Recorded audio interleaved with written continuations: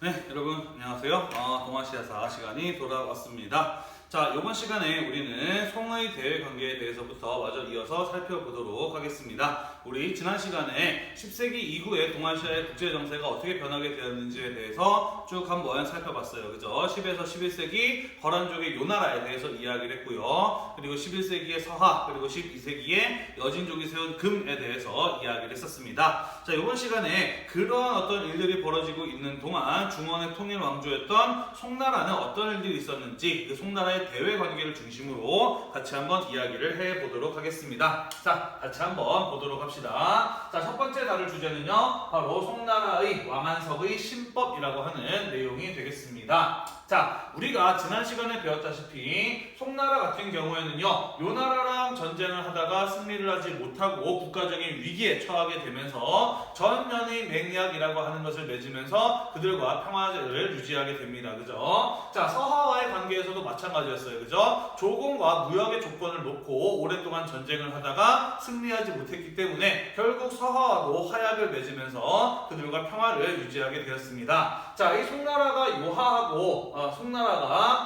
그리고 서하하고 맺은 맹약의 내용의 핵심적인 것은 무엇이냐면요, 송나라가 군사력이 약했기 때문에 그들에게 매년마다 경제적인 지원을 해주면서 평화를 유지한 것이었습니다. 그죠? 송나라는 군사력은 약했지만 지난 시간에 이야기했던 것처럼 강남을 중심으로 경제력이 향상되었고 활발하게 무역이 이루어지게 되면서 역대 중원 왕조들 가운데 굉장히 뛰어난 경제력을 가진 국가였기 때문에 이런 식으로 평화를 유지하는 것이 가능했다라고 이야기를 했습니다. 그죠? 자, 하지만 그들에게 매년마다 막대한 양의 물자를 제공하는 것은 아무리 송나라가 잘 사는 나라였다고 하더라도 재정적으로 부담이 되지 않을 수 없었다라는 것이죠. 또한 그것이 오랫동안 이어지게 되면서 결국 송나라는 재정적인 어려움을 겪게 되었다라는 것입니다. 자, 매년마다 막대한 물자를 제공하는 것뿐만 아니라 지난 시간에도 이야기했듯이 이들과 맹약을 맺었다고 하더라도 언제 요하와 서하가 다시 송나라에게 군사적인 위협을 가할지 모르는 상황이었기 때문에 비록 무능했다고 하더라도 그 막대한 적의 침략에 대비한 군대를 유지하는 비용은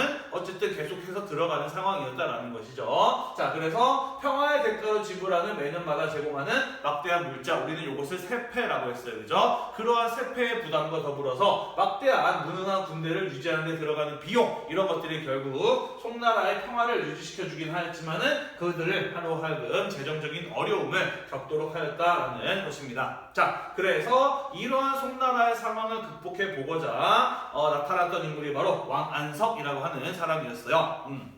자, 이 왕안석이라고 하는 사람은 당시 송나라의 부재상이었어요. 우리나라로 치자면 대략 한 부총리쯤 되는 굉장히 높은 지위에 있는 관료였다라고 볼 수가 있고요. 굉장히 똑똑했을 뿐만 아니라 자기의 소신대로 일을 추진할 줄 아는 그런 어떤 사람이었기 때문에 황제로부터 굉장히 든든한 지지를 받고 있는 인물이기도 했습니다. 그래서 이 왕안석이라는 사람이 바로 그러한 송나라의 상황을 개혁하기 위해서 새로운 법안을 내놓았으니 그게 바로 신법이라고 하는 내용, 이름이 개혁이었다라는 것이에요. 이러한 상황을 극복하기 위해서 왕안석이라고 하는 사람이 신법이라고 하는 새로운 법이라고 하는 이름의 개혁을 추진하였다라는 것입니다. 자, 선생님이 예전에도 이야기한 적이 있었는데요. 모든 개혁의 목표는 무엇이다 라고 이야기를 했었냐면은 부국강병이다라고 이야기를 했어요. 지금 송나라가 겪고 있는 문제점은 무엇인가요? 두 가지예요. 그죠? 첫 번째, 군사력이 약했기 때문에 문치주의 정책으로 인해서 군사력이 약했기 때문에 다른 나라의 침략에 상당히 노출될 수밖에 없었고 그로 인해서 국가적인 위기를 겪는다는 거. 두 번째, 그래서 그러한 국가적인 위기를 극복하기 위해서 돈을 주고 평화를 사는 방식을 사용하였더니 나라의 돈이 부족해지는 상황. 이 두 가지가 바로 군사력의 약화 그리고 나라의 돈이 부족한 것, 이 두 가지가 바로 송나라가 극복해야 되는 국가적인 문제점이었다라는 것이에요. 그죠? 자, 그래서 그 두 가지의 문제를 해결하기 위해서 왕안석이라고 하는 사람이 신법이라고 하는 이름의 개혁을 추진했다라는 것입니다. 자, 그러나 이 왕안석의 신법이라고 하는 개혁의 경우에는요, 송나라의 부국강병이라고 하는 목적을 달성하지 못했고 오히려 당쟁, 이 송나라의 관료들이 각각의 당으로 나뉘어서 당파로 나뉘어서 서로 그들 간에 싸우는 그런 어떤 당쟁이 더욱더 격화되는 결과를 가져오게 되었고요. 그로 인해서 왕안석의 신법은 제대로 추진되지 못하고 흐지부지 되어버리고 맙니다. 오히려 당쟁의 격화라고 하는 정치적인 혼란으로 인해서 송나라의 국력을 더욱더 약화시키는 그러한 결과를 가져오게 됩니다. 자, 우리 교과서에서는 그냥 이렇게 써 있는데요. 구체적으로 왜 신법이라고 하는 내용이 실패했는지, 당쟁이 격화될 수밖에 없었는지 그런 내용들도 우리가 이해하고 넘어가야 되겠죠. 자, 여기 선생님이 파란색으로 왕안석의 신법에 대해서 보충 설명을 써놨습니다. 자, 이 왕안석이라고 하는 사람이 추진했던 신법이라고 하는 이름의 개혁은요, 선생님이 아까도 이야기했듯이 부국강병을 목표로 했어요. 나라에 부족한 돈, 재정을 확충하는 것이 첫 번째 목표였고, 두 번째 그것을 바탕으로 국방력을 강화하는 것이 이 왕안석의 신법의 목표였다라고 이야기를 했습니다. 자, 그런데 이 목적을 달성하기 위해서 송나라가 개혁해야 되는 상황의 핵심은 무엇이었냐면요, 그것은 바로 소득 불균형 문제였어요. 송나라, 경제적으로 굉장히 뛰어난 나라였던 것은 분명한 사실입니다. 나라에 돈이 많았던 것은 분명한 사실이에요. 자, 그런데 왜 부국강병이라고 하는 개혁을 할 필요가 있었느냐? 그 까닭은 무엇이었냐면은 그 경제적으로 발달했던 송나라의 경제력이 국민 골고루에게 나누어졌던 것이 아니라, 분배되었던 것이 아니라 일부 계층의 사람들에게 집중되었기 때문에 송나라가 이러한 재정 부족과 국방력의 약화라고 하는 상황을 겪고 있었다라는 것이죠. 다시 말해서 아무리 그 나라의 경제가 발전했다고 하더라도 국민들이 잘 살아야 부국강병을 달성할 수 있는 겁니다. 지난번에도 이야기했죠, 그죠? 백성들이 잘 먹고 잘 살아야 그들이 세금도 잘 낼 것이고, 그죠? 먹고 살만해야 군대도 잘 갈 것이다 라고 이야기를 했잖아요. 지난번에 우리가 당나라의 균전제, 부병제 이야기할 때 그런 이야기들을 했었어요, 그죠? 자, 그런데 아무리 경제가 발전했다고 하더라도 그 경제 성장의 성과가 일부 계층들에게 집중되어 있었다면은, 나라에 돈이 많다고 하더라도 백성들이 잘 먹고 잘 사는 것이 아니었다라고 한다면은 결국에는 백성들이 세금도 잘 못 낼 것이고, 그러면 나라에 돈이 부족해질 것이고, 군대를 운영하는 데 비용도 부족하기 때문에 국방력도 약화되는 상황, 이게 바로 당시 송나라가 가지고 있는 문제점이었다라는 것입니다. 그래서 그러한 소득 불균형의 문제에 국가가 개입을 해서 강제적으로라도 이 경제 성장의 성과가 국민들에게 골고루 돌아갈 수 있도록 하는 그러한 내용이 바로 이 왕안석의 신법의 핵심적인 내용이었다라는 것이죠. 자, 그래서 이러한 목표를 달성하기 위해서 여러 가지 법들을 시행을 해요. 균수법이라든지 청몰법이라든지 모형법이라든지 등등등등 여러 가지 법들을 시행을 합니다. 그런 것들을 다 묶어서 왕안석의 개혁 신법이라고 부르는 것이거든요. 세계사 시간에는 좀 자세하게 다루기는 하는데요. 우리 동아시아사 교과서에서는 왕안석의 신법의 구체적인 내용에 대해서는 이야기를 하지 않고 넘어가고 있네요. 자, 어쨌든 핵심은 무엇이냐면요, 지금까지 일부 사람들에게 경제 성장의 성과가 집중되어 있었다라고 이야기를 했잖아요, 그죠? 그것은 바로 넓은 땅을 소유하고 있는 대지주라든지 한꺼번에 많은 양의 돈을 굴리는 대상인 같은 사람들에게 집중되어 있었다라는 것이죠. 그래서 국가가 그러한 경제 구조에 개입을 해서 이러한 사람들의 이익을 좀 제한하고 축소시키고, 그 축소시킨 만큼의 이익을 조그만 땅을 가지고 있는 소농민이라든지 굴리는 자본의 크기가 적은 소상인, 이런 사람들의 이익을 보호하는 쪽으로 개혁을 하고자 했다라는 것이에요. 그렇게 함으로써 일부 계층에게 집중되어 있었던 경제 성장의 성과를 여러 국민들에게 골고루 골고루 돌아갈 수 있도록 함으로써 세금을 백성들로 하여금 잘 내게 해서 나라의 재정을 확보하고, 그 확보된 재정을 바탕으로 군사력을 강화하는 것, 이것이 바로 이 왕안석이 추진했던 신법이라고 하는 개혁의 핵심적인 내용이었다라는 것이에요. 이해되시죠? 자, 그러면은 여러분들은 왜 왕안석이라는 사람이 신법을 추진했을 때 당쟁이 격화됐는지도 얼추 짐작이 가시죠, 그죠? 자, 이 왕안석의 개혁을 지지하는 사람들을 신법당이라고 불렀는데요. 송나라 관료 집단 내에서 이 왕안석의 신법을 지지하는 신법당의 경우에는 그 숫자가 많지 않았어요. 소수에 불과했습니다. 대다수의 관료들의 경우에는 구법당이라고 해서 왕안석의 신법에 대해 반대하는 사람들이었다라는 것이죠. 자, 왜 그러했을까요? 그렇죠. 자, 송나라는 문치주의 국가였기 때문에 출세의 핵심은 관료로 진출하기 위한 가장 핵심적인 제도는 바로 과거제도였습니다. 자, 과거제도는 그렇기 때문에 굉장히 경쟁률이 치열한 어려운 시험이었어요. 오늘날 우리나라에서 치러지는 뭐 사법고시 같은 것들은 비교도 안 되게 경쟁률이 치열한 시험이 바로 이 과거제였습니다. 자, 그래서 보통은 어느 정도였냐면요, 한 40살 될 때까지 아무 걱정 없이 오직 공부에만 전념할 수 있어야 과거에 간신히 합격할까 말까 하는 게 당시 송나라의 과거제의 모습이었어요. 다시 말해서 40살까지 아무것도 안 하고 오직 공부만 하려면 먹고 살 걱정이 전혀 없는 사람들이 주로 과거에 합격했다라는 말이 되겠죠. 그죠? 다시 말해서 송나라에서 과거 등을 통해서 관료로 진출한 관료 집단의 거의 대부분은 어떤 계층의 사람들이었다? 대지주, 대상인 집안 출신의 사람들이 많았다라는 것이에요. 그렇기 때문에 자신들의 이익을 제한하려는 이 신법에 대해서 대다수의 관료들은 반대를 하는 입장을 취할 수밖에 없었다라는 것이죠. 이해가 되시나요? 자, 그러한 배경뿐만 아니라 이 왕안석이라고 하는 사람, 선생님이 아까 뭐라고 이야기를 했냐면은 자신이 믿고 있는 바를 적극적으로 추진해 나갈 줄 아는 굉장히 소신 있는 사람이다라고 이야기를 했어요. 그야말로 대쪽 같은 사람이었습니다.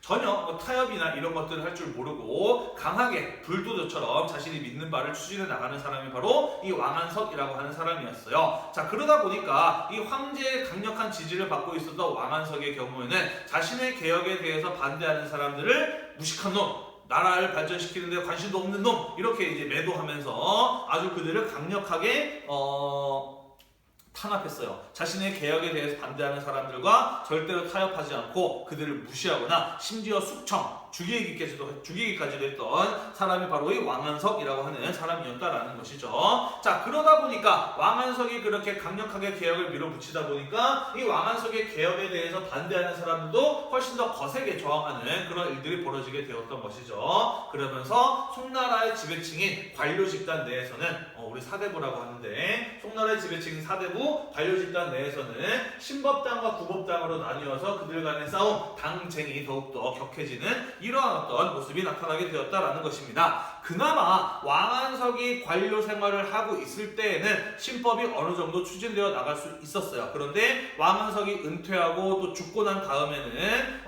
일이 어려워지게 됩니다. 왕안석처럼 이렇게 강력하게 개혁을 추진해 나갈 수 있는 사람도 없었을 뿐만 아니라 이 왕안석을 지지해주고 있었던 황제도 사망하고 새로운 황제가 자리에 오르게 되면서 결국에는 이 신법을 추진해 나갈 수 없는 상황이 벌어지게 되고요. 구법당에 일단 반격을 받게 되면서 신법당은 크게 또 정치적으로 피해를 입는 이런 일들이 벌어지게 돼요. 그러다가 또 나중에 또 이제 황제가 또 한번 바뀌면서 신법당이 또 힘을 얻게 되면서 신법당에 대한 구법당의 반격이 이루어지게 되고, 그러다 또 상황이 바뀌게 되면서 구법당이 다시 한번 신법당을 공격하는 뭐 이런 일들이 계속해서 반복하게 일어나게 됩니다. 다시 말해서 왕안석이 살아있을 때만 하더라도 신법이 어느 정도 힘을 받았었는데, 왕안석이 은퇴하고 사망하고 난 이후에는 구법당의 반격, 신법당의 재반격, 구법당의 재반격, 이런 일이 계속해서 일어나게 되면서 결국에는 왕안석의 신법은 그러한 정치적인 혼란 속에서 제대로 추진되지 못했고, 결국에는 정치 혼란만 남게 되면서 결국 왕안석의 신법은 송나라의 국력만 약화시키는 그러한 결과를 가져오게 되었다라는 것이에요.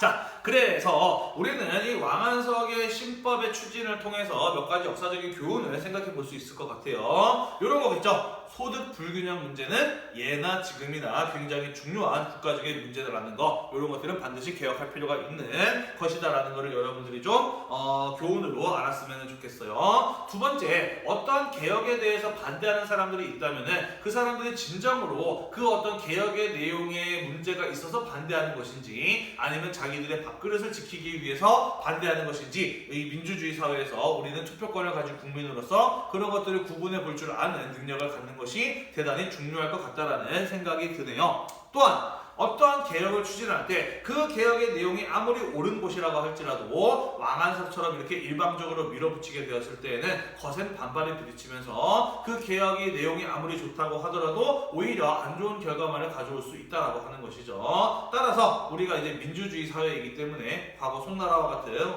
왕권 국가가 아니라 민주주의 국가이기 때문에 아무리 옳은 내용이라고 할지라도 우리는 그런 개혁을 추진해 나가는 과정에서 그와 이해관계를 가지고 있는 여러 집단과 타협을 하고 협상을 해 나가는 그런 어떤 성숙한 자세가 필요하구나 라는 것들 여러분들이 이 왕안석의 개혁의 내용을 통해서 좀 배웠으면 좋겠어요.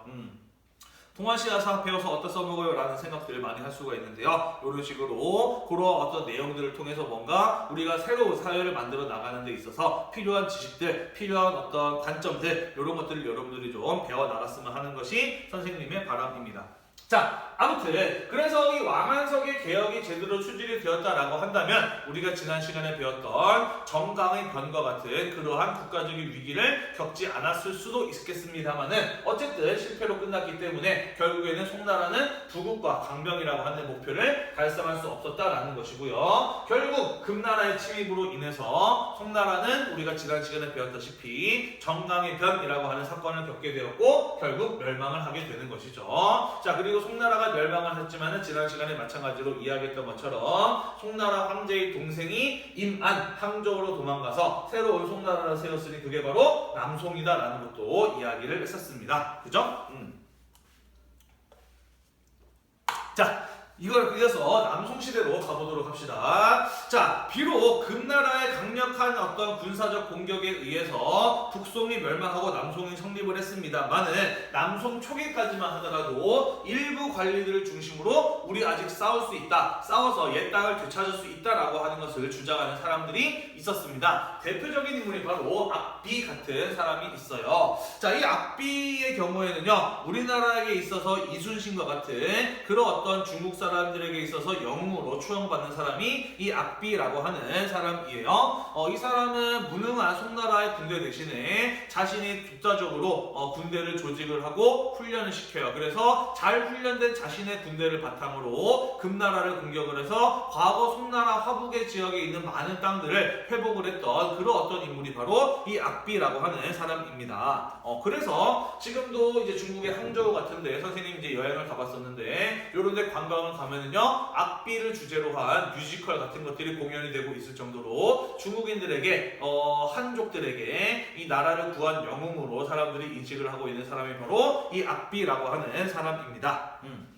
자, 그런데 사실 이런 어떤 악비와는 달리 송나라의 대다수 관료들의 경우에는 전쟁을 원하지 않았어요. 이유는 여러 가지가 있을 수 있겠죠. 일단은 오랫동안 세패를 지급해 오면서 평화를 유지했던 그러한 방식이 익숙해져 있었던 사람들이 많았던 것입니다. 그죠? 뿐만 아니라 전쟁이라고 하는 것을 하게 되면은 우리가 이길 수도 있지만 질 수도 있다라고 하는 그런 어떤 위험 부담을 떠안을 필요도 있는 것입니다. 그죠? 그래서 전쟁을 마무리 짓고 평화를 유지하는 선에서 타협하고자 했던 인물들도 많았던 것이죠. 무엇보다도 이 악비라고 하는 사람이 이런 어떤 뛰어난 전쟁의 공을 세우게 되자 그 악비를 시기하고 질투하는 사람들도 굉장히 많았어요. 그 대표적인 인물이 바로 누구냐면은 진회라고 하는 사람이었습니다. 자, 그래서 이 진회 같은 사람이 중심이 되어서 악비를 모함을 합니다. 제가 나라의 군대도 아니고 자기만의 독자적인 군대를 조직을 해서 저렇게 금나라하고 싸우고 있는 것을 사실 알고 보면은 반란을 일으켜서 지가 황제가 되려고 하는 수작이다라는 식으로 끊임없이 모함을 합니다. 그래서 한참 전쟁터에 나가서 금나라하고 싸우면서 좋은 성과를 거두고 있었던 악비, 결국에는 그러한 모함을 받아서 반란죄로 다시 항저우로 불려오게 되고요. 반란의 죄로 처형당하는 그런 어떤 비극적인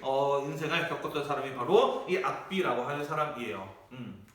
나중에 명나라 때 가게 되면서 이 악비라고 하는 사람의 명예가 회복이 됩니다. 그리고 한족의 영웅으로 다시 재정리가 되죠. 그러면서 명나라 때 가게 되면서 악비의 무덤을 다시 크고 화려하게 만들게 됩니다. 그리고 그 앞에 이 진회 같은 사람 때문에 악비가 죽었다라고 하면서 이 진회의 동상을 두 손을 뒤로 묶고 무릎을 꿇고 있는 그런 어떤 죄인의 자세로 만들어서 악비 무덤 앞에다가 만들어 놨어요.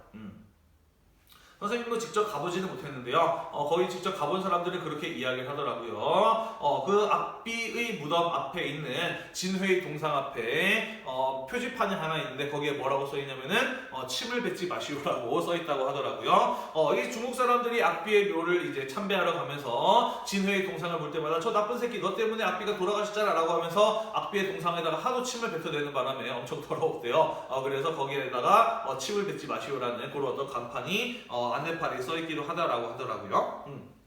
자, 어쨌든 남송 초기에 이 금과의 전쟁을 주장한 사람도 있었지만은 대다수는 전쟁을 꺼렸고 결국에는 진회 같은 사람의 모함에 의해서 악비 같은 이러한 사람들이 사형을 당하게 되면서 결국에는 송나라는 금나라하고 예전과 마찬가지로 돈을 주고 평화를 유지하는 그러한 길을 선택하게 되었다라는 것입니다. 다만 지금 송나라가 이 금나라하고 돈을 주고 평화를 유지하는 방법을 선택하는 이 상황은요, 과거 송나라가 요라든지 서하하고 맹약을 맺을 때보다 상황이 유리한가요? 불리한가요? 훨씬 불리한 상황이에요. 그죠? 얘네들은 싸우다가 승패를 거두지 못해서 중간에 맹약을 맺은 것이었다라고 한다면 금나라 같은 경우에는 북송을 멸망시키고 송나라를 남쪽으로 쫓아낸 훨씬 더 유리한 상황에서 송나라하고 협상을 하는 상황이었단 말이에요. 그죠? 그렇기 때문에 송나라는 과거 요나라나 서하하고 맺은 맹약보다 훨씬 더 불리한 조건에서 금나라하고 돈을 주고 평화를 유지하는 방법을 선택할 수밖에 없었다라는 것이죠. 결국 송나라는 금나라의 책봉을 받고 그들과 임금과 신하의 관계, 군신의 관계를 맺게 됩니다. 누가 군이고 누가 신일까요? 그렇죠. 금나라가 임금, 송나라가 신하인 그런 어떤 군신의 관계를 맺게 됩니다. 과거 요나라의 관계에서는 어땠어요? 사이좋은 형제 관계를 맺기로 했어요. 그죠? 서하와의 관계에서는 어땠나요? 송나라가 어쨌든 서하를 책봉해 주는 입장이었잖아요. 그죠? 하지만 지금은 송나라가 금나라에게 책봉을 받아서 임금으로서 금나라를 섬기는 신하로서 신하로서 금나라를 임금으로 섬기는 그런 어떤 상황에서 협상을 맺게 되었다라는 것입니다. 따라서 송나라는 이번에는 자존심도 잃고 돈도 잃은 모두 다 잃은 상황이었다라고 볼 수가 있겠죠. 그리고 매년마다 그 평화의 대가로 바치는 세패의 경우에도요, 과거 요나라에게 바쳤던 것보다 훨씬 더 많은 양의 세패를 바쳐야만 했다라는 것입니다. 자, 그래서 이런 것들을 통해서 우리는 이 국방력이 얼마나 국가에 있어서 중요한지를 또 다시 한번 생각해 보게 될 필요가 있을 것 같다라는 같아요. 그죠? 자, 물론 그 이후에도 송과 금은 여러 차례 전쟁을 하기도 했습니다. 다시 말해서 이렇게 돈을 주고 평화를 유지하는 방법을 선택을 하긴 했지만 이후에 송과 금나라 계속해서 적대적인 관계였기 때문에 두 나라 사이에서 안정적인 관계가 이루어지지는 않았다라는 그런 이야기가 되겠습니다. 이해가 되시죠? 자, 그래서 우리 10에서 11세기, 12세기를 거치면서 송나라에서는 어떤 일들이 있었는지를 대외 관계를 중심으로 한번 살펴보았습니다. 자, 칠판 지우고 나머지 내용 마저 이어서 설명해 보도록 할게요. 잠시만요.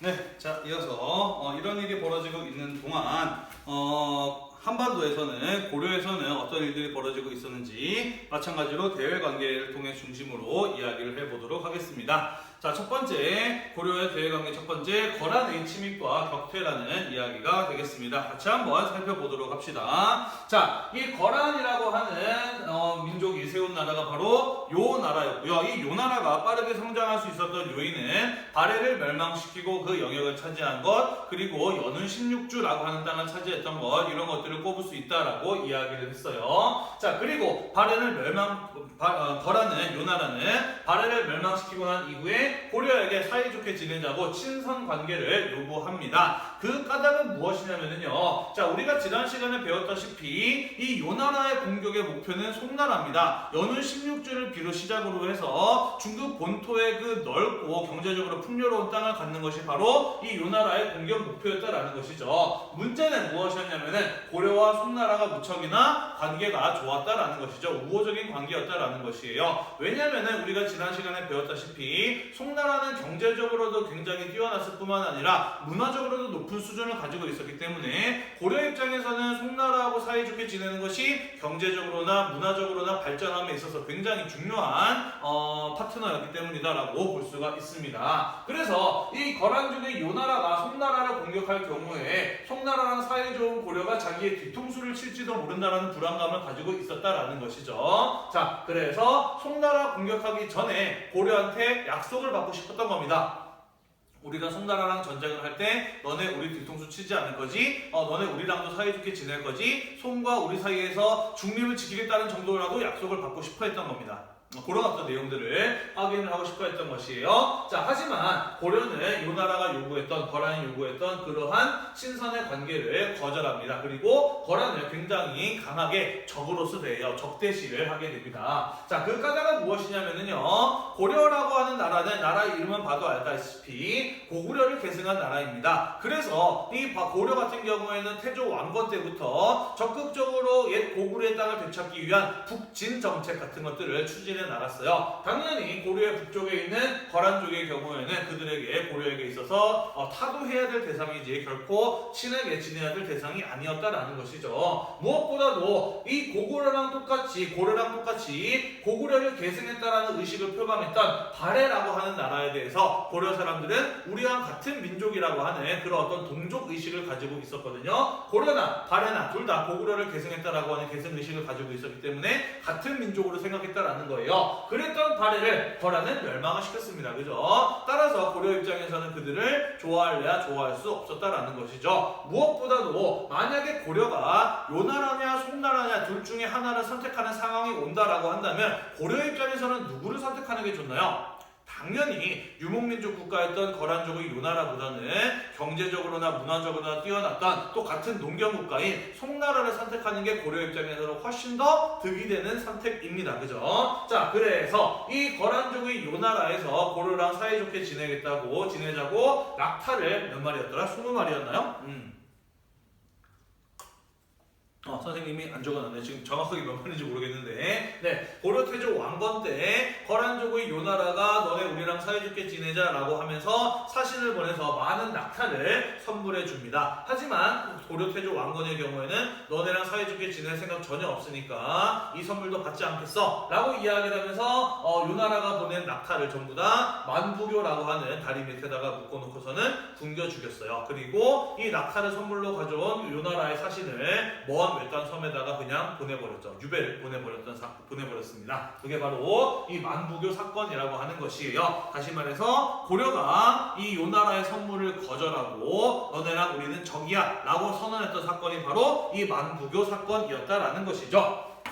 자, 결국 이 거란족의 요나라는 어떤 선택을 하게 되느냐, 선물도 주고 사이좋게 지내려고 잘 구슬려 보려고 했는데 얘네가 우리랑 싸우자고 하네? 그러면은 방법은 그렇죠. 때려잡는 수밖에 없다. 우리가 얼마나 힘이 강한지를 보여줘서 그들을 힘으로라도 굴복시켜야 되겠다 라고 이렇게 생각을 하게 되었다라는 것이죠. 자, 그래서 이후에 거란족의 요나라는 무려 3차례나 고려를 침략해오는 모습을 보이게 됩니다. 자, 1차 침입은 993년에 있었던 사건이고요. 소손영이라고 하는 사람이 무려 80만 명이라고 하는 대군을 이끌고 고려를 침략해오게 됩니다. 이때 이 거란족의 요나라의 군대와 맞섰던 사람이 바로 우리가 그 잘 알고 있는 고려의 문관 서희라고 하는 사람이죠. 그리고 서희는 외교로서 이 소손영과 담판을 지어서 1차의 침략을 막아낸 인물입니다. 한국사 시간에 다들 배워서 잘 알고 있죠. 자, 이때 소손영이라고 하는 사람이 고려를 침략을 해올 때 내세웠던 명분은 무엇이었느냐? 그것은 겉으로는 옛 고구려의 땅을 내놓으라라는 것이었습니다. 우리는 위치를 보면 옛 고구려의 영역의 대부분을 차지하고 있다. 따라서 우리는 고구려를 계승한 나라라고 보아야 한다. 너네는 과거 통일신라를 계승한 나라이기 때문에 옛 고구려의 땅을 가지고 있을 자격이 없다. 그래서 옛 통일신라까지의 땅 요만큼까지만 가지고 그 위의 땅은 우리에게 내놔라. 다시 돌려줘야 된다. 라고 이렇게 이야기를 하면서 침략을 해왔다라는 것이죠. 하지만 사실 말도 안 되는 억지죠, 그죠? 뭐 고구려가 신라를 계승했던, 고구려를 계승했던, 어쨌든 간에 그 지역을 차지하고 있는데 옛 고구려의 땅이니까 내놔라라고 하는 것은 아무런 관련도 없는 이 거란족의 요나라가 요구할 것은 아니에요, 그죠? 내놓으라고 한다고 해서 줄 이유도 하나도 없는 것이죠, 그죠? 자, 사실 이런 어떤 억지 주장을 하는 이유는 무엇이었냐면은 그 실제로 이들이 고려를 침략했던 이유는 따로 있었다라는 것이죠. 그것은 바로 무엇이었느냐? 아까 이야기했듯이 이 요나라의 목표는 중원의 풍요로운 땅을 차지하는 것이었어요. 그죠? 따라서 송나라를 공격하기 이전에 송나라하고 사이가 좋았던 고려를 제압하기 위해서 적어도 고려가 송나라하고 요나라가 싸우는 사이에 요나라의 뒤통수를 치지 않을 것이라고 하는 어떤 약속 정도를 받아내기 위한 압박으로서 온 것이 바로 이 1차 침입이었다라는 것이죠. 자, 그리고 그러한 어떤 명분은 겉으로 내세운 명분과 실제의 목적이 달랐다라고 하는 것을 이 서희라고 하는 사람도 잘 알고 있었습니다. 그래서 서희가 이 소손영이라고 하는 요나라의 장군을 만나서 단판을 지을 때 이렇게 이야기를 했다라고 해요. 옛 고구려의 땅을 내놔야 된다라고 이야기를 했는데 나라 이름을 봐라. 너네는 요나라고 우리는 고려 아니냐. 고구려를 계승한 나라는 그러니까 너네가 아니라 우리다. 따라서 옛 고구려의 땅을 내놔야 되는 것은 우리가 아니라 너네가 옛 고구려의 땅을 우리에게 내놔야 되는 거 아니냐 라는 식으로 이렇게 반박을 합니다. 그러자 사실 억지 명분을 내세웠던 소손영 제대로 대답을 하지 못했다라고 이야기를 해요. 그러면서 서희가 조용히 접근해서 이제 협상을 시도했다라고 하죠. 너네가 왜 침략해 왔는지 사실 알고 있다. 송나라를 공격하기 전에 우리가 너네랑 사이좋게 지낼 것을 약속을 받기 위해서 온 거 아니냐라고 이렇게 이야기를 합니다. 소손영은 당연히 솔직하게 맞다라고 대답을 했다라고 해요. 자, 그런데 서희가 거기서 뭐라고 이야기를 하느냐? 우리도 너네랑 사이좋게 지내고 싶은데 여기 있는 여진이라고 하는 애들이 무서워서 얘네들이 언제 우리 둘 사이를 끊어놓으려고 할지 모르는 상황이고 우리에게 계속해서 위협이 되는 존재이기 때문에 마음 편히 너네랑 사이좋게 지낼 수 없다. 따라서 만약에 여기 땅을 우리에게 준다면은 이 땅을 우리에게 준다면은 우리는 좀 더 마음 편히 고려해서 거란 사이를 왔다 갔다 하면서 너네랑 사이좋게 지낼 수 있을 것 같다. 라고 이렇게 협상을 제안을 했다라는 것이죠. 자, 그리고 이 요나라 입장에서는 요 조그마한 땅 정도를 고려에게 떼준 대가로 마음 편히 송나라랑 전쟁을 할 수 있다면 그것은 충분히 남는 장사였다라고 생각을 했다라는 것이죠. 그래서 소손영이 오케이 합니다. 저 땅 너네한테 줄 테니까 대신에 우리랑 앞으로 사이좋게 지내기로 약속을 하자 라고 이렇게 둘 사이의 협상이 맺어지게 되었다라는 것이죠. 자, 그래서 고려는 송나라하고의 관계를 끊을 것을 약속을 하고 앞으로 거란과 사이좋게 지낼 것을 또한 약속을 합니다. 그리고 그 대가로 얻어낸 땅이 바로 무엇이냐면은 강동 육주라고 하는 땅이 있는 것이죠. 한국사 시간에 배웠죠, 그죠? 지도상에 여기 정도 위치에 있는 땅이고요. 선생님 교재에도 강동 육주의 위치를 지도로 넣어놨습니다. 보이시죠, 그죠? 네. 자, 그리고 소손영 같은 경우에는 굉장히 기뻐합니다. 협상이 아주 잘 되었다라고 생각을 해서 서희한테 굉장히 고맙다면서 큰 선물을 주고 물러납니다. 그래서 고려 입장에서는 적이 쳐들어왔음에도 불구하고 땅을 잃기는커녕 새로운 강동 육주라고 하는 영토를 추가적으로 더 확보했던 것이 바로 1차 침입과 그에 맞섰던 거란의 1차 침입과 그에 맞섰던 서희의 외교 담판의 성과였다라는 것이죠. 뭐 서희 같은 경우에는요 사실 여진을 좀 더 압박을 하기 위해서 여진과 맞서기 위해서 우리랑 군사적인 동맹을 맺는 게 어떠냐라는 것까지 제안했었습니다만은 이 소손영 입장에서는 혹시 얘네가 여진이랑도 손을 잡고 우리를 연맥이려는 게 아닐까라는 그런 어떤 의심을 해서 그런 것까지는 맺지는 않았다라고 해요. 대신에 방금 이야기했던 것처럼 고려가 송나라와의 관계를 끊고 요나랑 사이좋게 지내겠다라는 것만으로 충분하다라고 해서 그렇게 이제 약속을 받고 강동 육주를 고려에게 주고 물러난 것이 바로 1차 침입의 결과였다라는 것이죠. 자, 그런데 그 이후에 고려가 과연 정말로 송나라와의 관계를 끊고 거란과 사이좋게 지냈느냐? 그런 모습을 전혀 보이지 않았다라는 것이죠. 아까도 이야기했듯이 고려의 입장에서는 송나라와의 관계를 이어나가는 것이 경제적으로나 문화적으로나 훨씬 더 이득이 되는 관계였다라고 이야기를 했어요. 그래서 공식적인 교류를 하지 않았지만은 비공식적으로는 송나라하고 계속해서 친하게 지내는 모습을 보였습니다. 뿐만 아니라 너네랑 사이좋게 지내기 위해서 달라라고 했던 이 강동 육주에다가 성체를 쌓는 등 이 강동 육주를 군사적인 요새로 만드는 그런 어떤 작업들을 고려가 했다라는 것이죠. 요 나라 입장에서 보니까 가만 보니까 송나라와의 관계를 끄는 것도 아니고 우리랑 사이좋게 지내기 위해서 필요한 땅에다가 요새를 만드는 걸 보니까 아 얘네 우리랑 사이좋게 지낼 마음이 전혀 없구나라고 하는 그런 어떤 판단을 하게 되었을 것이겠죠. 그죠? 자 그래서 요 나라가 다시 요구를 하죠. 너네 우리랑 사이좋게 지낼 거 아니면은 강동 육주 다시 돌려달라 라고 이렇게 이야기를 합니다. 그렇지만 고려는 줬다가 뺏는 게 어딨어? 우리는 그런 생각 없어 라고 하면서 강동 육주에 대한 반환의 요구를 고려는 거절을 합니다. 자, 결국 자신들이 속았다라고 생각했던 요 나라는 이 어떤 고려를 다시 한번 제압하기 위해서 두 차례 더 군대를 보내게 됩니다. 2차 침략 때에는요, 요 나라의 황제였던 요 성종이 직접 군대를 이끌고 고려를 침략을 했었고요. 3차 침략 때에는 소배압이라고 하는 장군을 내세워서 고려를 침략을 했습니다만 2차 침입 때는 양규라고 하는 장군의 활약을 바탕으로 3차 침략 때에는 강감찬 장군, 우리가 잘 알고 있죠. 강감찬의 귀주대첩. 아까 이 강동 육주를 요새화했다라고 했잖아요. 그죠? 그 강동 육주 가운데 하나가 귀주였어요. 그리고 그 귀주는 진작부터 이 요나라와의 전쟁을 대비해서 아주 준비가 잘 되어 있는 곳이었기 때문에 강감찬이 그 귀주에서 큰 승리를 거둘 수 있었던 것이죠. 네, 이 강감찬의 귀주 대첩 등의 활약으로 인해서 세 차례에 걸친 요 나라의 침략을 고려는 모두 잘 막아내게 됩니다. 자, 그래서 요 나라의 경우에는 결국 끝끝내 고려를 제압하거나 고려와 평화로운 사이좋은 관계를 만들지 못했기 때문에 마음 편히 송나라를 공격을 할 수가 없었던 것이고요. 그랬기 때문에 이 송나라를 제대로 제압을 하지 못하고 송과 요 사이에서 전연의 맹약 같은 것들이 맺어지면서 평화를 유지하는 모습을 보일 수밖에 없었다라는 것이죠. 다시 말해서 이 고려가 요 나라의 침략을 잘 막아내주고 있었기 때문에 송나라와 거란 그리고 고려 사이에서 국제적인 세력의 균형이 이루어질 수 있었다라는 것입니다.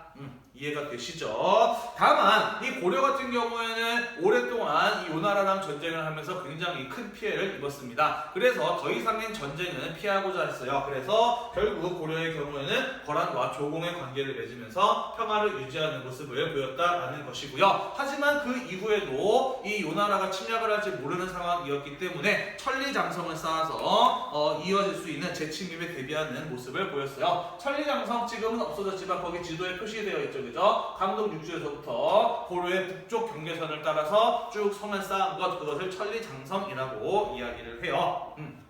자, 이렇게 해서 10세기, 11세기에 거란족의 요나라가 동아시아의 국제 정세를 주도하고 있었을 때 고려와 어떠한 관계가 있었는지 이 거란의 침입과 격퇴라는 주제를 중심으로 고려의 대외 관계에 대해서 이야기를 해보았습니다. 다음 시간에는요 고려와 금나라 여진과의 관계에 마저 이어서 살펴보고요. 13세기로 가서 몽골 제국이 동아시아의 국제 정세를 주도했던 시기에 대해서 배워보도록 하겠습니다. 오늘도 공부하느라고 대단히 고생이 많으셨고요. 다음 시간에 마저 이어서 살펴보도록 하겠습니다. 수고했습니다.